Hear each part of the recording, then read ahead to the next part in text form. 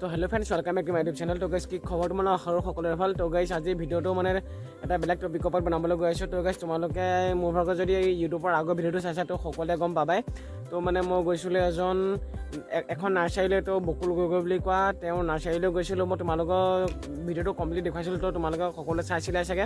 তো গাইছ মানে মই ভিডিঅ'টো কমপ্লিট দেখুৱাইছিলোঁ যদিও কিছুমান ক্লিপ মানে মই থৈ দিয়া আছিলে, মানে কি হ'ল ভিডিঅ'টো বেছি দীঘল হৈ যাব, সেইটো কাৰণে মই তোমালোকক সেই ক্লিপখিনি দিয়া নাছিলোঁ। তো ভাবিছোঁ আজি ছেকেণ্ড পাৰ্ট ভিডিঅ' মই তোমালোকে দেখিছিলা চাগে, থাম্বনেইলত পাৰ্ট 1 বুলি দিয়া আছিল। তো আজি ছেকেণ্ড পাৰ্টৰ ভিডিঅ' মানে তাত মই দেখুৱাবলগীয়া এতিয়া বিশেষ বস্তুখিনি কি হ'ল, মানে খুৰাই সৰুতে 19 মানত ৰোৱা কিছুমান গছ আছিলে, সেইবিলাক মানে এতিয়া প্ৰকাণ্ড ডাঙৰ গছ হৈ গ'ল। তো খুৰাই মোক দেখুৱাইছিলে আৰু বিভিন্ন ধৰণৰ মূল্যৱান গছ আছিলে, তো সেইবিলাক মই তোমালোকে দেখাবলৈ লৈছোঁ। তো ব'লা দিনকৈ আমি ভিডিঅ'টো আৰম্ভ কৰা, সকলোৱে একেলগে মিলি চাওঁ। লেটছ গো।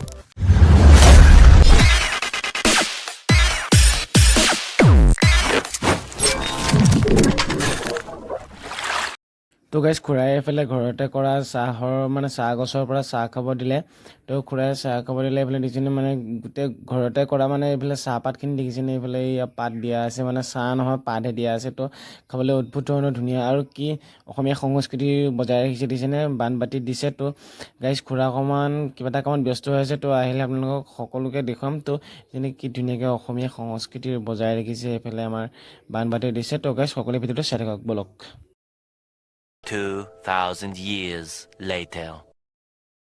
তো গাইছ এইফালে খুৰা ঘৰৰ পৰা অকণমান আহিয়ে দেখিব, এইবিলাক দেখিছেনে কিমান ডাঙৰ গছ এজোপা। এইজোপা খুৰাহঁতে ৰোৱা চাগে ন খুৰা? অঁ, কিমান ডাঙৰ গছ। এই দুজন মানুহে সাৱটি নাপায়, খুৰাই সাৱটি দেখাইছে কিমান ডাঙৰ গছ। আৰু ডালকেইটা চাওক, ডালকেইটা কিমান ডাঙৰ হৈ আছে, এটা এটা ডাল। আৰু খুৰা এজোপা অনুমান কিমান বছৰমান হ'ল?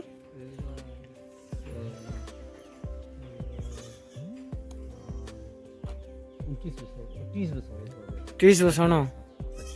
অঁ, খাবলৈ পালে বহুত অঁ। এইফালে আগত আছে গাইছ, দেখুৱাম ব'লক। কিমান তো গাইছ এইফালে চাওক, আমি খুৰাই মই ধৰি গছজোপাৰ মানে খাবতো নাপাওঁ, এইফালে খাবতো নাপায়, এইফালে নাপায়। দুইটাই ধৰি পিনে পোৱা নাই। কিমান ডাঙৰ আপোনালোকে নিজে চিন্তা কৰি চাওক। এইজোপা গছজোপাৰ নাম কি? ৰেঞ্জ 35 বছৰমান 35 বছৰমান ন? অকণ ডাঙৰ আচলতে কি এই গছবোৰ ইমানেই মানে পানী দিয়ে, খাদ্য প্ৰস্তুত হোৱাৰ গছে পানী এৰে। ইয়াৰ পানী এৰাৰ পৰিমাণটো ইমানেই, এই চিৰিজৰ এই গছজোপা সেইকাৰণে ৰেইন ট্ৰী, আৰু সেইকাৰণে পানী ওলাই থকাৰ কাৰণে ইয়াত বিভিন্ন পৰা আছে নিজে নিজে তাল মাৰি কাটি থাকে নহ'লেতো একদম গোটেই গছ এচি গতে লাগে।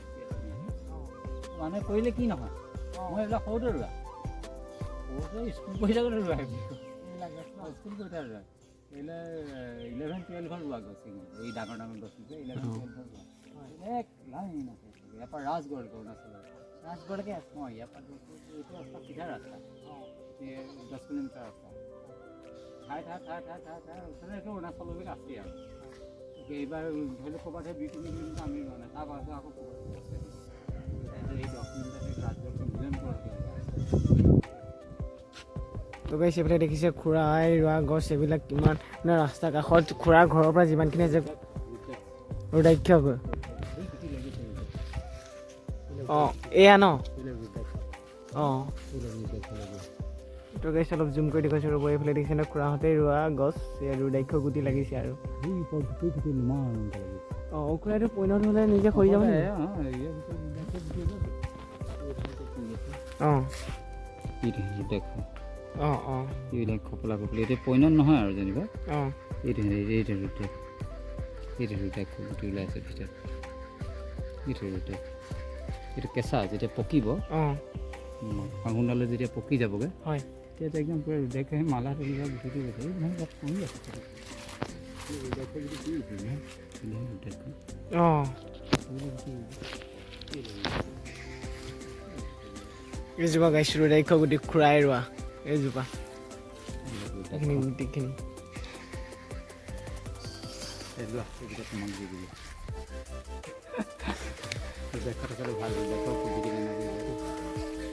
আছে স্কুলৰ এই যে হেলচ লাগি আছে, অঁ স্কুল হয়। হেলচ অঁ, হেলচ পকিছে। ৰঙা ৰঙা হৈ গৈছে ফুটি আছে সাংঘাতিক চি ভিটামিনে ভৰপূৰ আৰু এইবিলাক মানে কাৰ্ডছৰ চৰাই একদম প্ৰিয় খাদ্য হয় মই পঢ়াইছিলোঁ মানে এখন অঁ আপুনি পঢ়ায় ন আমি মই অঁ হয় ঠিক আছে